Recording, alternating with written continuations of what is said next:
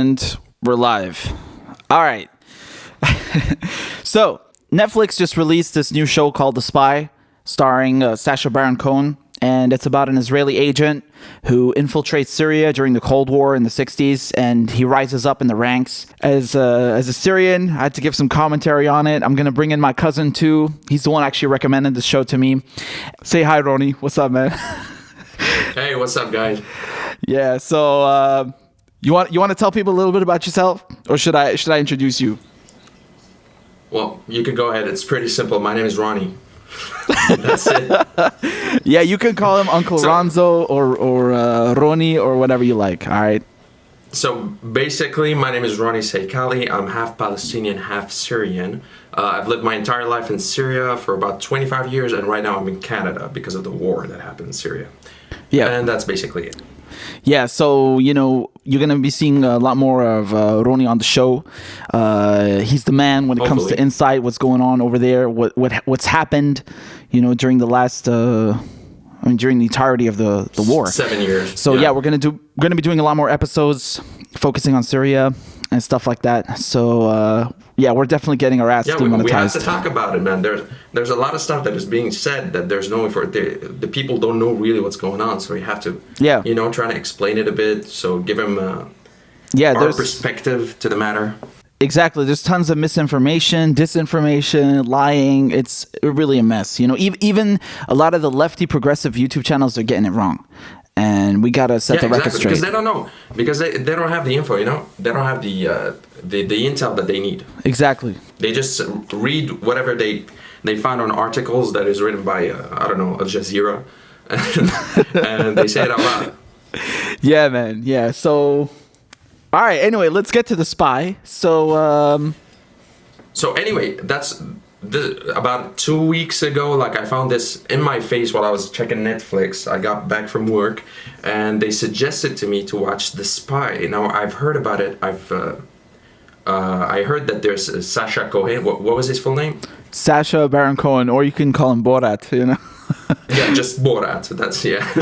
And I heard that Borat is gonna make a serious acting move, and everyone was suspicious about it.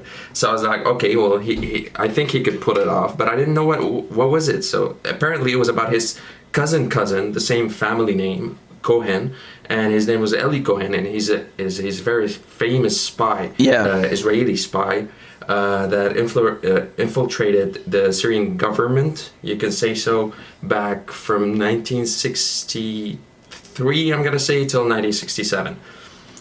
No, 65. He died in 65. Yeah, so it was just a couple of years. Yeah, it's a crazy story. I mean, by anyone's standards. I mean, everyone knew about the story before the show came out. This is kind of like a infamous legend, in Syria. I mean, we all heard about this. And where do we start, man? I mean, there's some inaccuracies with this show, right? And of course. you don't, if you're not a Syrian or if you're not very familiar with the situation, I don't think you could pick up on them. So we're gonna discuss those a bit.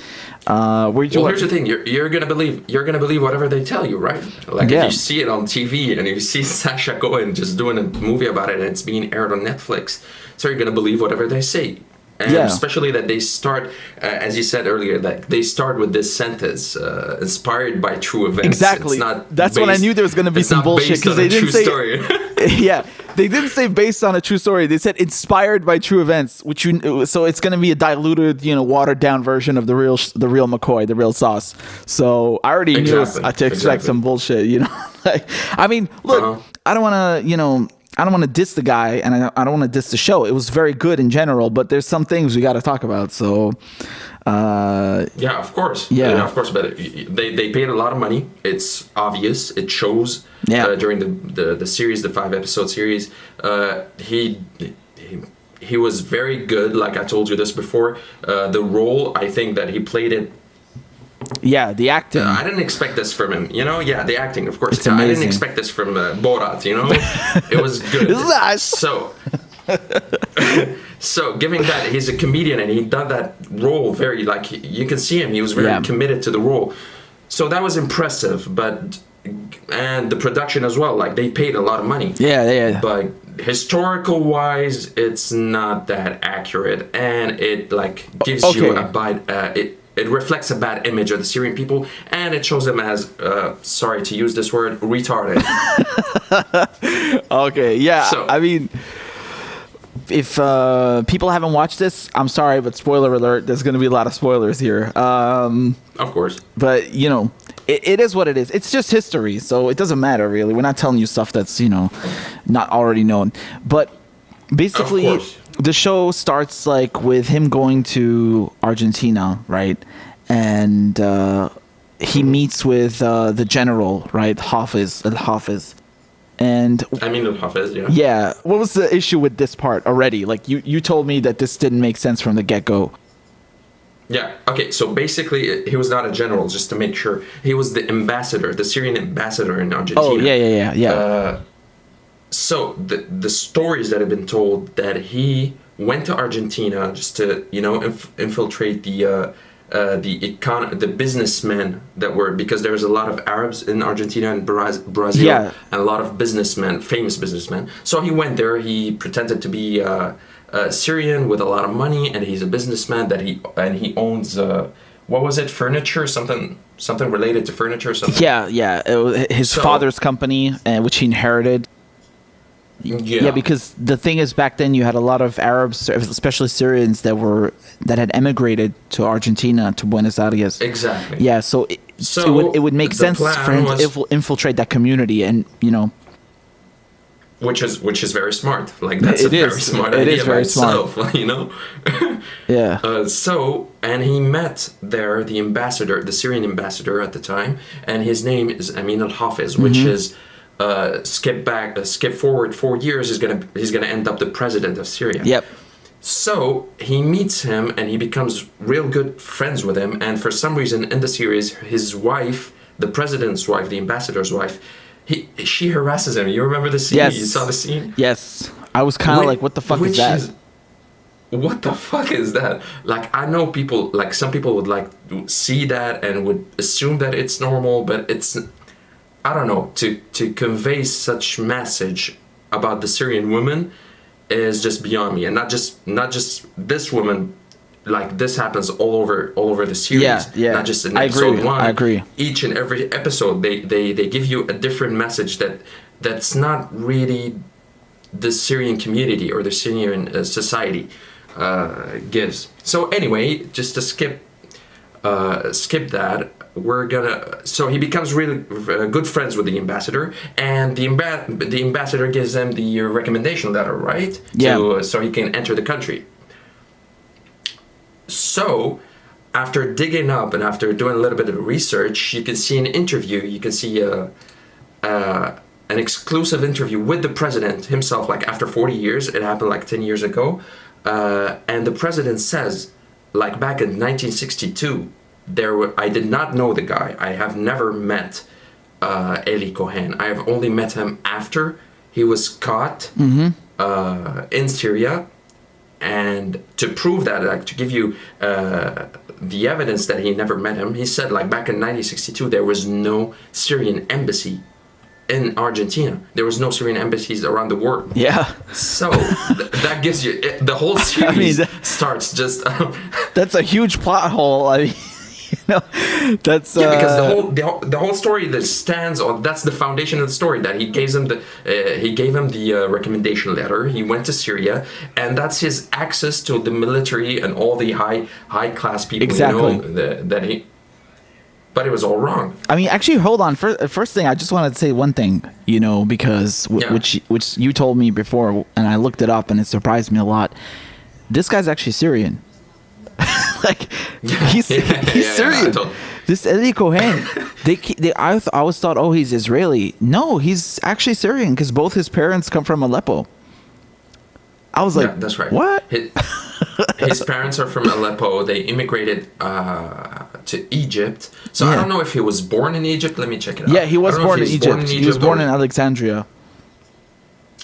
Okay, so yeah, he was born in Alexandria, but his parents are Syrian, and he decided to go and because afterwards there was a lot of problems in Egypt, especially with the Jews. So at the time, there was they were persecuting. That's why he immigrated. Yeah, they were persecuting the Jews a lot in Egypt in the 50s and 60s. So he ended up getting kicked out of Israel. There, and he moved to Israel. Exactly.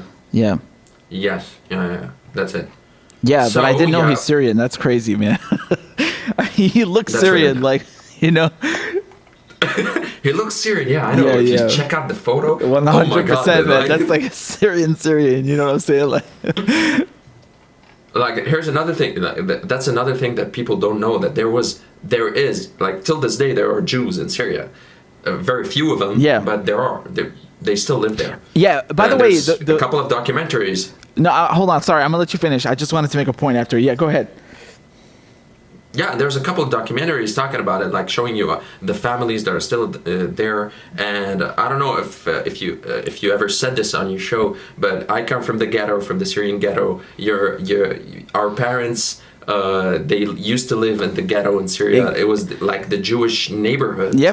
Yep, that's true. That's what. In the beginning of the show, they show you that they're going with the jeeps to the Jewish ghetto in Damascus, you know? Yeah, exactly. Yes, so that's what... I was born and raised in that neighborhood, so like we all lived there. It was Palestinians. Well, funny. The funny fact is, here's the thing. So the ghetto was the Jews, and they used to live there.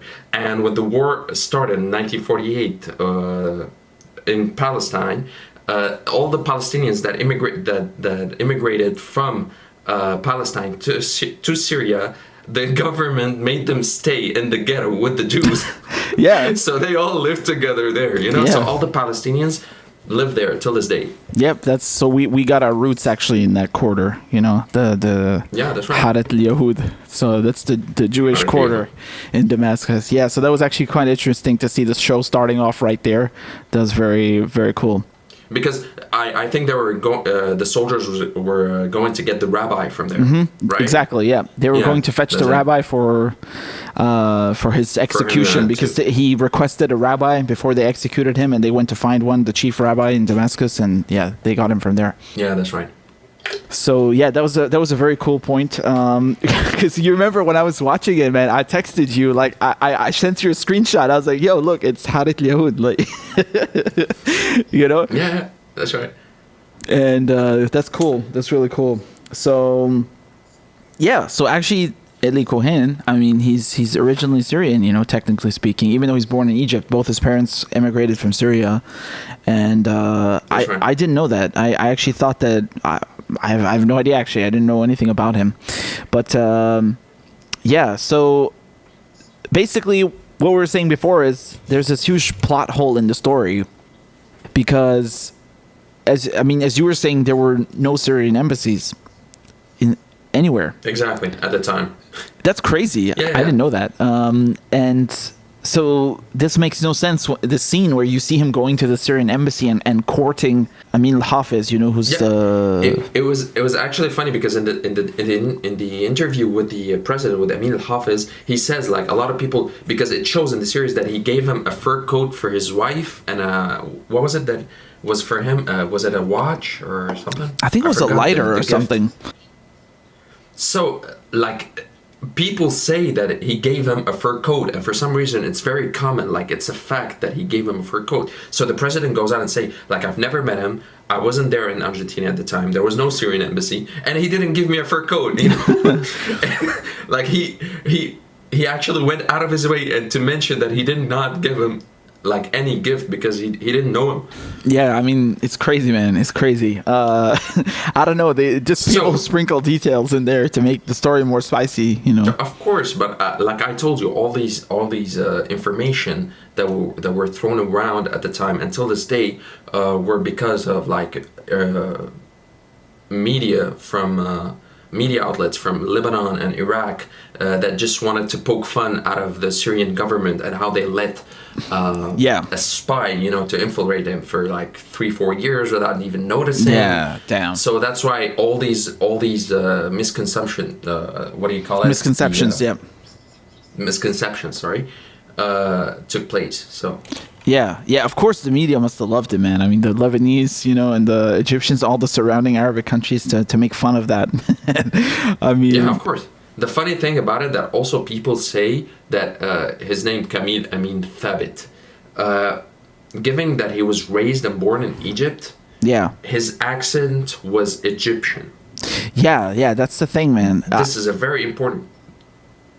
I mean, yeah, that's a very important point, because even though that he tried to make it Syrian, no matter how hard he tries, it's gonna show one way or another.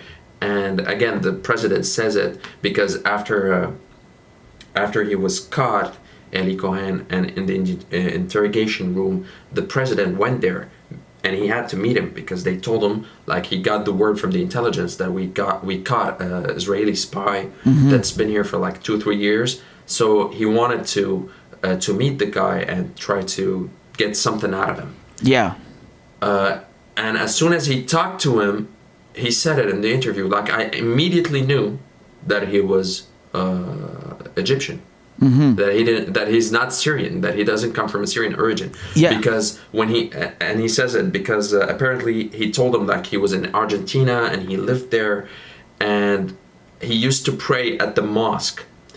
So the thing is, in Egypt they say the Islam mosque, the Islam mosque. In Syria we don't say the Islam mosque; they just say mosque. Yeah. So when he asked him where did you used to pray, he told him like Islam mosque. So he immediately know that he's Egyptian. Like, that's not a Syrian thing to know. Yes. Giving that a tiny bit of accent that he had, even though that he practiced to have a Syrian accent, but he didn't work it off. Yeah, I mean, I don't even understand how he managed to pull this shit off, because, I mean, there's no fucking way that this guy had, like, a Syrian accent. And, I mean, you can't get it, man. And, I mean, didn't they sense that, this guy has broken Arabic, and it's really weird, and I don't know. Well, yeah, but here's the thing. If you want to look at it as he was a businessman and he wanted to do business, well, absolutely. Like, he was born in Argentina. He doesn't have a great accent. Yeah, so that was a good cover still, like that. Oh, yeah, I've never been there. To tell me that he was about... but to tell me that he's about to be ministry, to get the office, or to become the new Minister of Defense, that's a bit of a stretch. Like, no one's going to put him... And all of them, like, although responsible at the time, the president, like, you don't have that type of access. Like, yes, he was resourceful. Yes, he managed to, like, they say it in the series as well. Like, the budget that he used, just to cover his all his needs. He used to pay a lot. He used to buy gifts a lot. Just to enter that society that he wanted to enter at the time, like the high class. I mean, in order to gain power, Yeah. Also, I think as you were pointing out, like, they said that in the show he's gonna become like the Wazir al-Difa, which is the defense minister, right, or deputy defense minister. Dude, I looked it up, and it turns out that there was no such post. The post didn't even exist in those days, and. Some say that he was going to become maybe the Minister of State. Maybe? Yeah, exactly. Yeah. The Minister of State is something like the equivalent of the Prime Minister, something like that. Yeah, which also sounds like bullshit because, like... I know. Some people say that he was about to become president, So like, people try to stretch it out. And here's the thing. You see, this is the thing I don't like, which is really disingenuous. It's like they make the Syrians out to look like such fucking morons that they would put like this random stranger up immediately right up in the highest post. No, this is you can't have it both ways, man. Because on the one hand, they show you that, the Syrian government is really like tight on security, and they're looking for spies, and they actually get him in the end, right? But then at the same time, they're fucking idiots who are going to make him defense minister. Which one is it? Like, yeah, that's right. It doesn't make any sense, but when you're trying to make him, here's the thing: like, he can change history. That's what annoys me the most. Like, if you have the power and the money, you're gonna go ahead and do a 5-episode series, showing him how much of a hero he was, and how smart he was, and how much of a national and patriot. You can throw at him all these adjectives just to make him look good.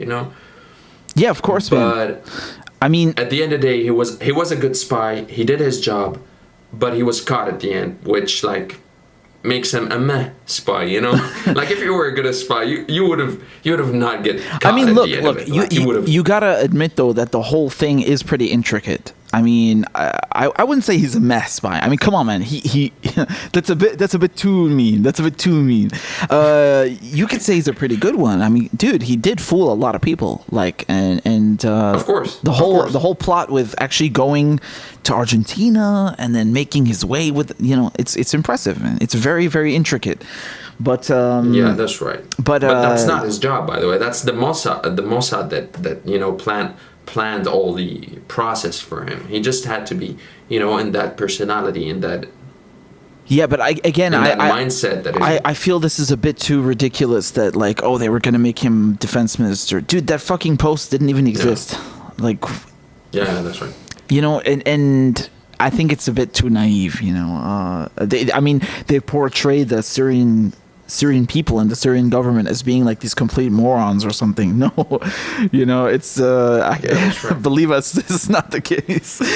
Here's the thing, like it was kind of weird. They were trying to pull it, they were trying to hide it, or I don't know how they, like at the beginning of the episode, they tell you how the Syrians are hiding all the information that they're doing and they're afraid of them. Yes. So they show you that the Syrians are smart and they're doing a new strategy and they have no clue what they're doing, you see? But even though that they're showing you that the Syrians are smart, they make it look bad. Like when they're having the conversation between I believe the head of the Mossad and the one that was supposed to find the agent, you know, this oh my god, the casting, why did they cast this motherfucker, you know, the redhead?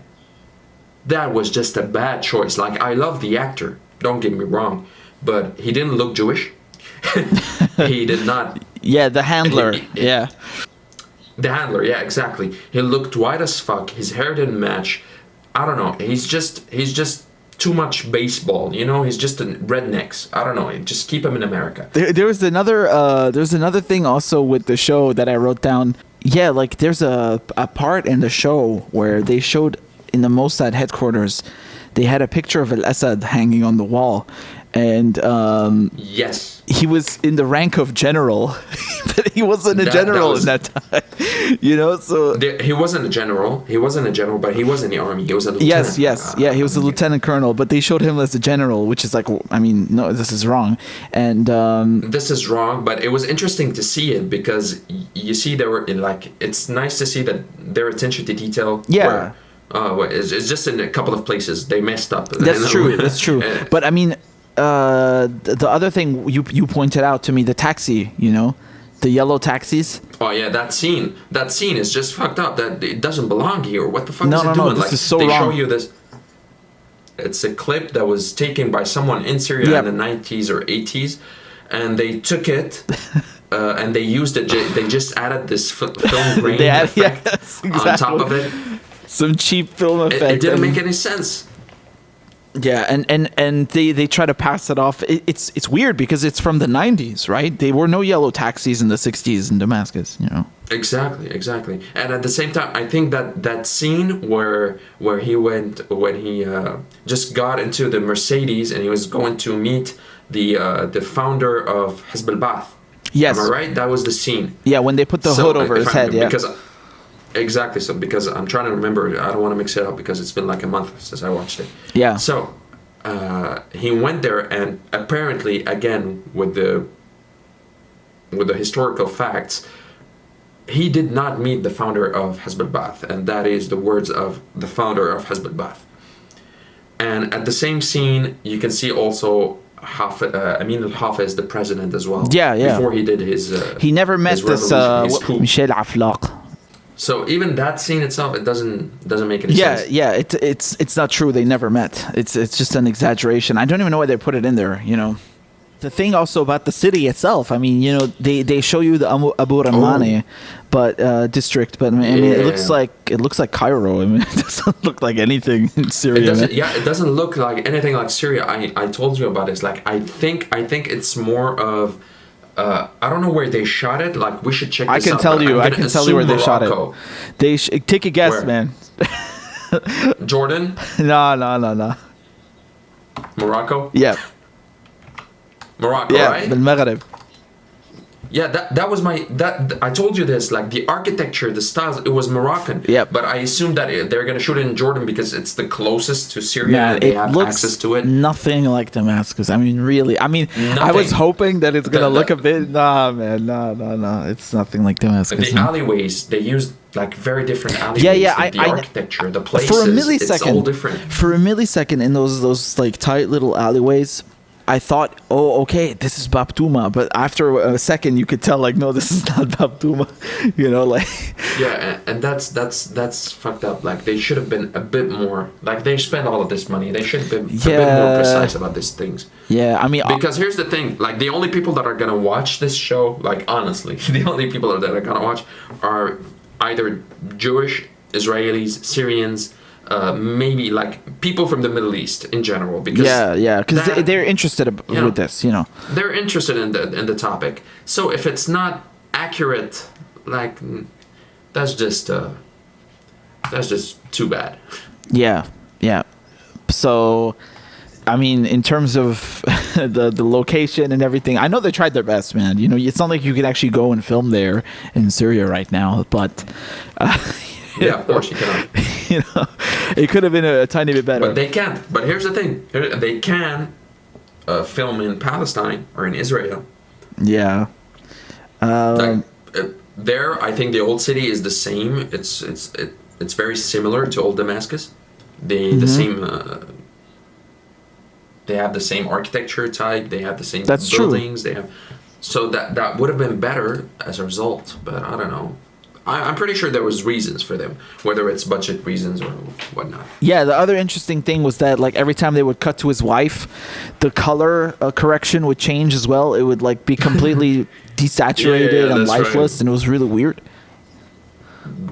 That's right. I found that really weird. I found that funny because I assumed that they were gonna try and do the other way around, like to show you Israel as this haven and it's very nice and it looks good, but it was the other way. Whenever they shot in Damascus, it was always like a King's Landing type of, you know, the color effect, the yellow, the sun, you can see the flowers and the people.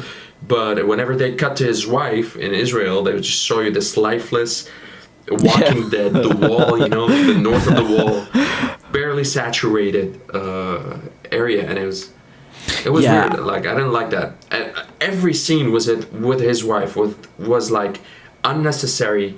It really was just a waste of time. Like, I hated don't care. it. I felt it was a complete waste of time. It reminded me of like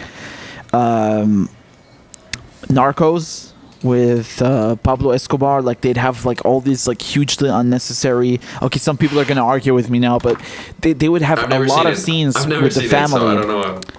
and the wife, and I felt it was weird. Like, dude, Pablo Escobar is a fucking terrorist. Like, I don't care what pain his family's going through. I don't give a shit. Like, here's the thing: they trying to connect. They trying to make it more emotional. You know, trying to connect it.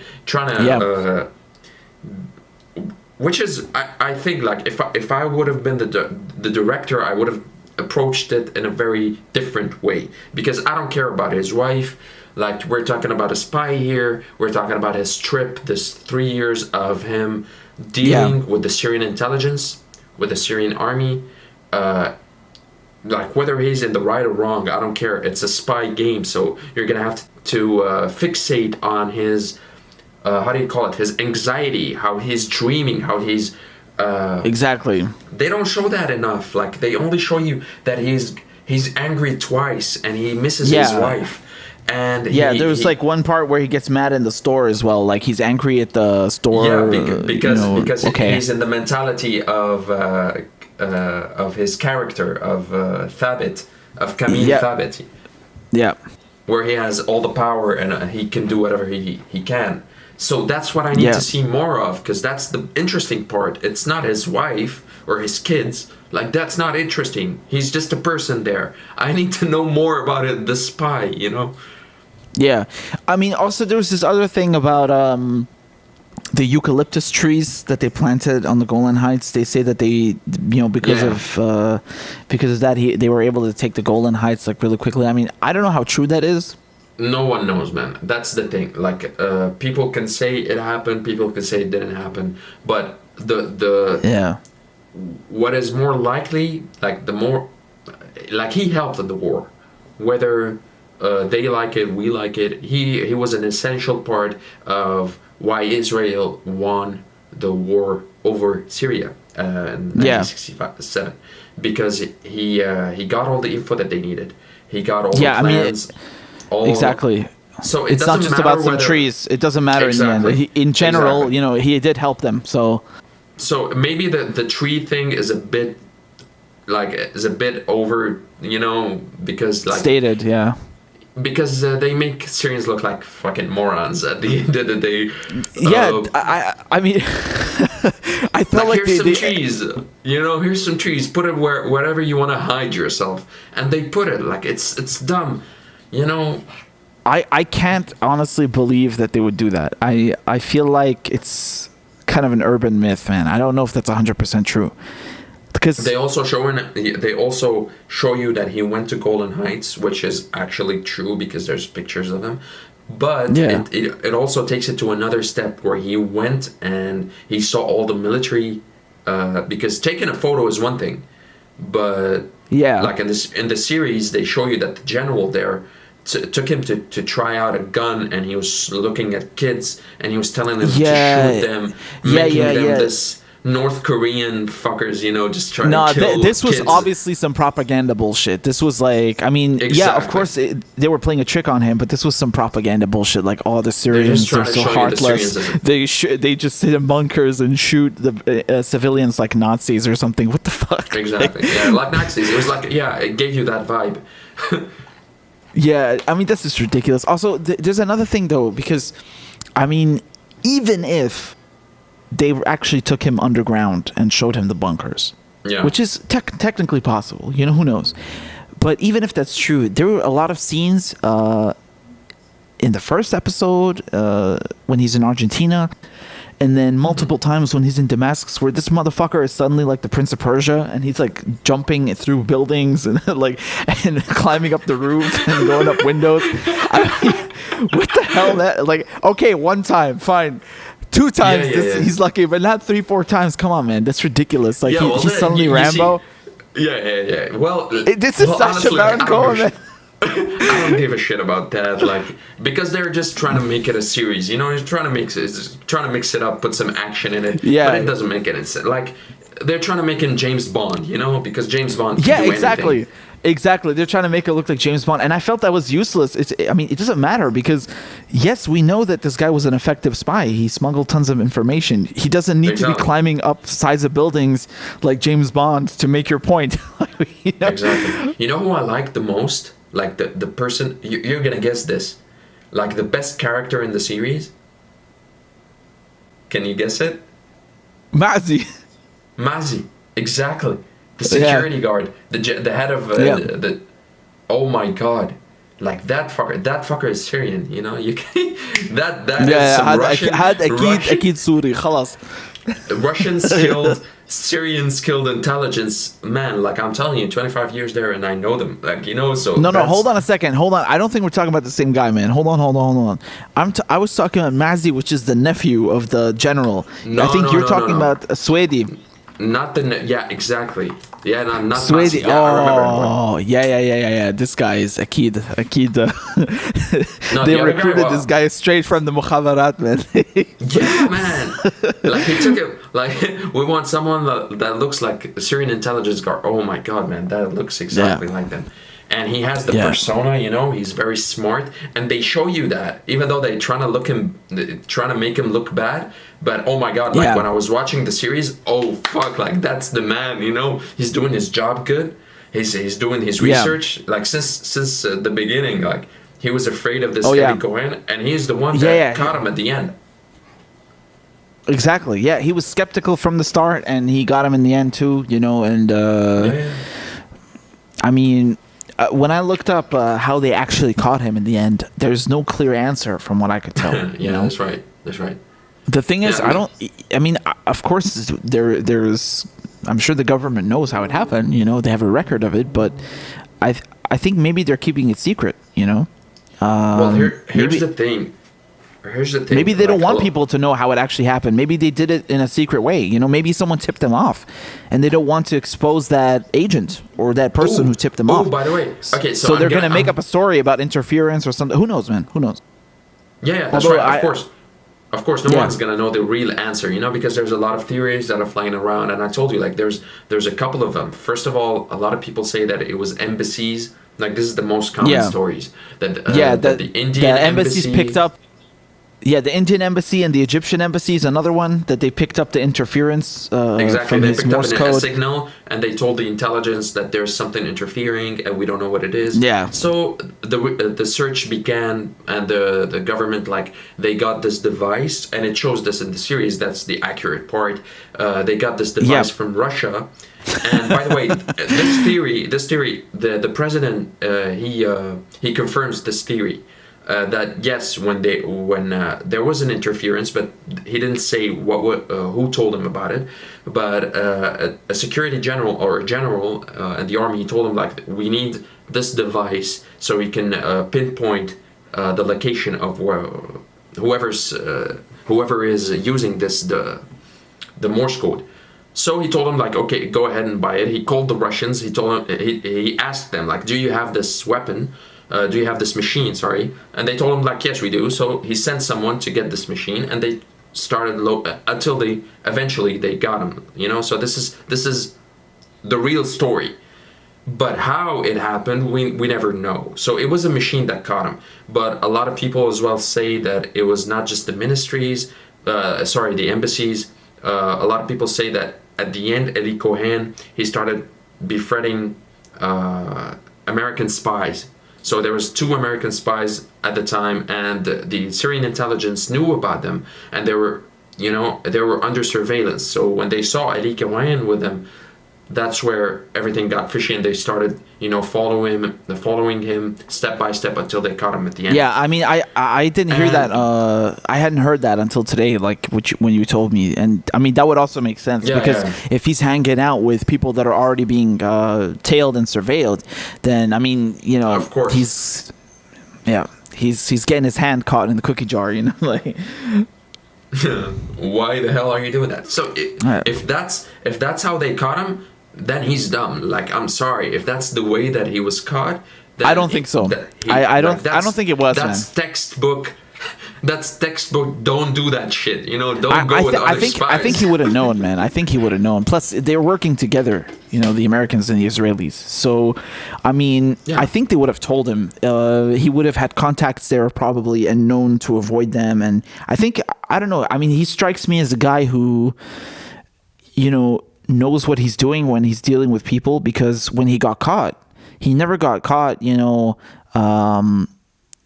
at least the story goes that he got caught on his own just because of the devices, the electronics, and the interference and the signal being tracked, not because of his people skills. You get what I'm saying? Yeah, so I would lean more towards the theory. He knows what he's doing. Yeah, I would think more it was interference for sure, man. Because you got to think also this is the Cold War. Each side is working heavy fucking full time on counterintelligence and on finding ways to track spies. Of course, so it would make sense that they. I mean, also. Russia is always supplying Syria with equipment, man. So they shipped that van with the Boris included. And exactly. Yeah. I would believe that. I would really believe it. People who are transmitting by Morse code, spies, when they're communicating, they weren't worried about being tracked because being tracked wasn't really something that you would have commonly. It wasn't invented yet. Yeah, they didn't know that it's not like today, man, And this was a foreign concept still. And that's why they got it, maybe, I don't know if I told you, like, till this day, Israel is demanding for his corpse and is demanding for him to be returned to Israel. But he's technically Syrian, so... I mean... I don't know. He's buried in his own... No, but the Syrian government refuses to give him back. And there's a couple of theories there. First of all, that they don't want to give him back. Second of all, because they don't know where he was buried. Aha. Which makes sense. Because back at the time, like 1967, Syria was not that well organized. Yep. You're talking, he was hanged with other thieves and with other people or other criminals that, not thieves or criminals that had death sentences. So I'm not gonna say, like, he could have been buried anywhere. It's not like they're gonna give him a special grave because he's Eli Cohen. Like, he was just another criminal. I think I read somewhere that they have buried him in 3 different places on purpose. I don't know. Like, so that people can't find the grave or something. That's smart. That sounds like the mukhabarat, No. The most fucked up shit is that I think I read this like last year or the last couple of months. I read somewhere that the Mossad was capable of obtaining his watch. Yes, that's true. They did. Yeah. I don't know how they got it. It was being sold on eBay or something. How the fuck did they do that? Well, I'm guessing someone in Syria must have swiped it off him. That's probably what happened, man. Yeah, maybe. Yeah. I mean, of course. I don't know why I went to. I don't know why I imagined that it was with him in the grave, and they dug the grave and took his watch. But no, that's much simpler. Probably before he was hanged, they took his watch. Most likely, most likely. Makes sense. And I remember the third series. Okay, the third theory about how he got caught. Okay, so this is very interesting. You remember the guy that I told you about, Rafat al-Hajjan, the Egyptian spy? Yes. That was the link. He was the one that noticed at the time. This Egyptian spy. It's the same as story, by the way. Like, he was in Italy. He did his he formed his company there, and he started making business the same way as Eli Cohen did in Syria. Okay. But I'm gonna assume his bureau was in Switzerland, right? Was it in Switzerland? Yeah, it was in Zurich. So for the other guy, for this Rafat al-Hajjan, the Egyptian spy, he was in Italy, and in Italy they were talking about this guy in Argentina. The businessman, the famous businessman, and he's called Camille Thabit, which was Eli Cohen. So he saw the picture and he memorized his face. And skip after 2-3 years back when he was in Israel, and he was talking because he was he infiltrated the Israeli community and the high class as well. The same old story, So when he was there, he heard about this spy, the only spy that they have in Syria, and his name is Eli Cohen. He never seen his picture, he never heard about him, he just knows Camille Thabit.